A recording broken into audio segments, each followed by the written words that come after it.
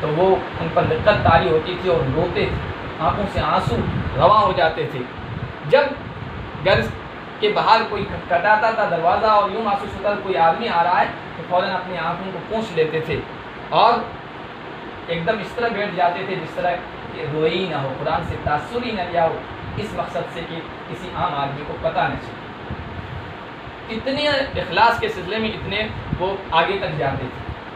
تو مخلص آدمی جو ہے اس کی تنہائی، اس کی خلوت، اس کا باطن اس کے ظاہر سے، اس کی جلوت سے اور اس کے مجمع سے بہتر ہوتا ہے۔ اسی لیے اللہ کے نبی صلی اللہ علیہ وسلم نے ہمیں دعا سکھائی ہے کہ یہ اخلاص بہت مشکل سے آتا ہے، بہت مجاہدے سے آتا ہے، بہت ریاضت کے بعد آتا ہے۔ اس کے لیے اللہ سے مانگنا چاہیے، اللہم اجعل اعمالی کلہا صالحہ۔ بعض روایت میں واحد کا لفظ ہے اللہم اجعل عملی کلہ صالحہ، یا اللہ میرے سارے عمل کو خالص تیرے لیے کر دے۔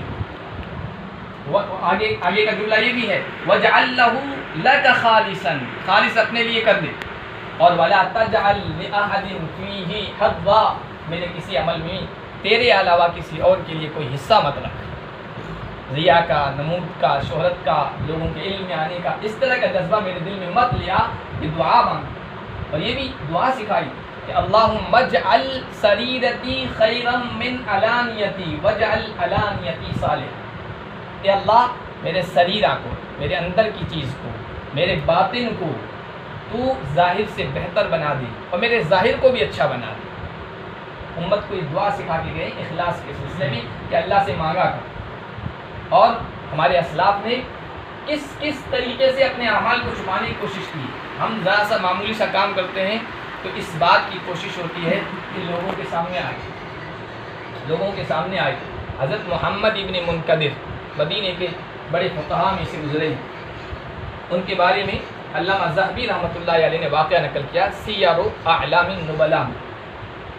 تو ایک مرتبہ رات میں مسجد نبوی میں گئے، روضہ ریاض الجنہ میں، تو وہاں دیکھا کہ ایک بندہ ہے کسی ستون کے پاس مانگ رہا ہے اللہ سے، تنہائی میں رو رہا ہے، گڑا ہے اللہ کے سامنے اور بڑے رقت آمیز انداز میں دعا کر رہا ہے۔ انہوں نے کان لگا کے سنا تو کہہ رہا ہے اللہ، بارش نہیں ہو رہی تھی، کہ اللہ میں تجھے قسم دیتا ہوں کہ تو بارش برسا دے ہمارے لیے۔